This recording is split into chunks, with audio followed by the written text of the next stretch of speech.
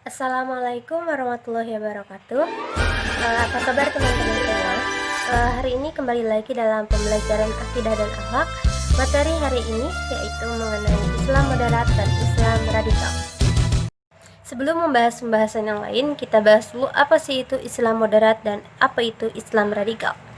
Islam moderat yaitu cara pandang kita terhadap secara keseluruhan terhadap Islam itu sendiri.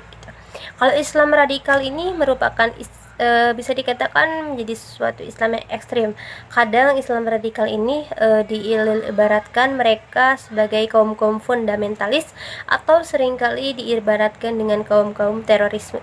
Setelah saya berikan penjelasan mengenai apa itu Islam moderat dan apa itu Islam radikal, menurut pendapat saya sendiri, selanjutnya saya akan memberikan sebuah video pembelajaran di mana ada 5 analisis mengenai Islam moderat. Kepada teman-teman, harap disimak video pembelajaran berikut ini. Berdasarkan karakter Islam moderat yang disajikan dalam Building Moderate Muslim Network oleh RAND Corporation, maka ada 5 analisis Islam moderat ala Barat. Pertama, proyek Islam moderat ini merupakan soft approach untuk memalingkan umat dari sumber hukum Islam. Kedua, dunia Islam dipaksa menerima demokrasi sebagai sistem politik tunggal. Sistem pemerintahan Islam khilafah dianggap ilegal dan tak cocok diterapkan karena usang. Ketiga, mengeliminasi keagungan Islam sebagai aturan kehidupan. Islam pun distigma negatif dengan penyesatan istilahnya. Keempat, war on Islamic ideal. Keinginan umat Islam kembali kepada syariah Islam dan institusi politik khilafah dicap negatif. Kelima, penyesatan umat Islam. Ketika umat Islam mengikuti genderang barat, maka kesesatan pun merajalela. Sungguh, umat Islam harus kembali sadar pada politik Islam dan kedalaman saqafah Islam. Setelah teman-teman semua menyimak mengenai video pembelajaran tentang 5 analisis Islam moderat, selanjutnya saya akan membahas tentang apa sih itu Islam radikal. Di sini ada sebuah video pembelajaran dari MH mengenai apa sih itu Islam radikal. Kepada teman-teman, silahkan kembali disimak video pembelajaran berikut ini. Ada pendapat bahwa sesudah komunisme dan ideologi kiri hancur dan tidak bisa tumbuh lagi, maka musuh utama berikutnya adalah Islam. Kemudian yang terdekat Anda tahu apa yang disebut Arab Spring. Jadi itu penguasaan harta benda di negara-negara Islam. Jadi Anda tahu bagaimana Afghanistan hancur lebur, Syria berkepanjangan sampai sekarang.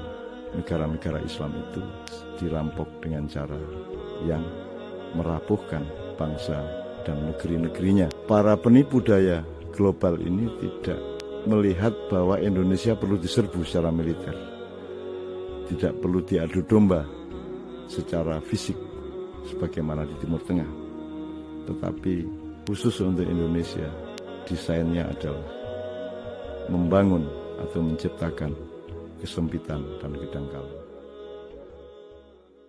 Nah, dari video pembelajaran kedua yang tadi mengenai 5 analisis Islam moderat dan apa sih itu Islam radikal, teman-teman sedikitnya bisa menyimpulkan apa sih perbedaan dari Islam moderat dan Islam radikal.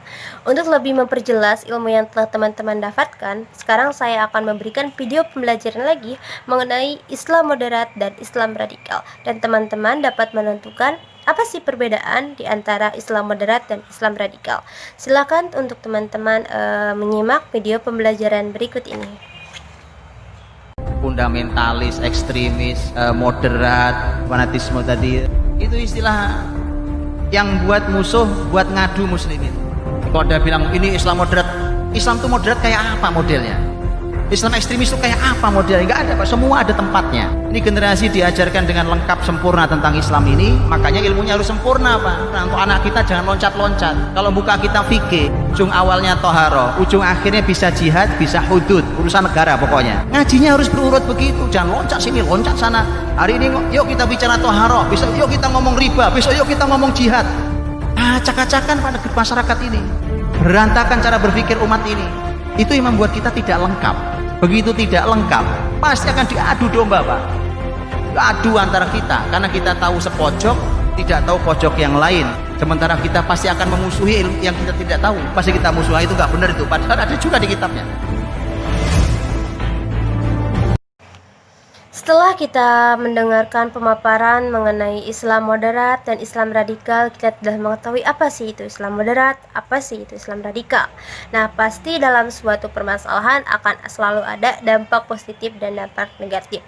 Nah, dari pembelajaran kita hari ini, apa sih dampak dari adanya Islam radikal ini? Nah, untuk agar teman-teman tahu apa sih itu dampaknya, silakan kepada teman-teman untuk menyimak video pembelajaran ini. Al-Quran, hari ini kita kembali mendengar sebuah istilah yang tidak nyaman bagi kita. Islam dipecah belah, Islam diadu domba, dan memberikan stempel-stempel negatif kepada orang-orang yang mukhlis, orang-orang yang ikhlas berjuang di jalan Islam. Mereka dicap radikal. Padahal tidak ada di dalam Islam sedikit pun ayat-ayat atau kemudian pengelompokan-pengelompokan menjadi Islam liberal, Islam tradisional, Islam Nusantara, Islam modern, apalagi Islam fundamentalis radikalisme. Tidak ada sama sekali. Stempel-stempel ini sesungguhnya dibuat oleh musuh-musuh Islam untuk memecah belah Islam menjadi kelompok-kelompok yang saling beradu, dan kemudian mereka mampu menguasai kita dan menghancurkan kekuatan umat Islam. Dan yang ingin saya sampaikan bahwa upaya-upaya ini sama sekali untuk menghalangi tegaknya Allah mengatur seluruh kehidupan kita sebagai ciptaannya, sebagai makhluk. Dari beberapa dampak mengenai Islam radikal ini, selanjutnya apa sih langkah yang harus kita ambil ketika kita menemui hal seperti ini gitu. Kita sebagai umat Islam harusnya saling bahu-membahu agar tetap menegakkan syariah Islam ini. Karena sejauh apapun kita melangkah, kita hanya akan kembali kepada Allah, dan kita sebagai makhluknya harus banyak-banyak mencari ridhonya.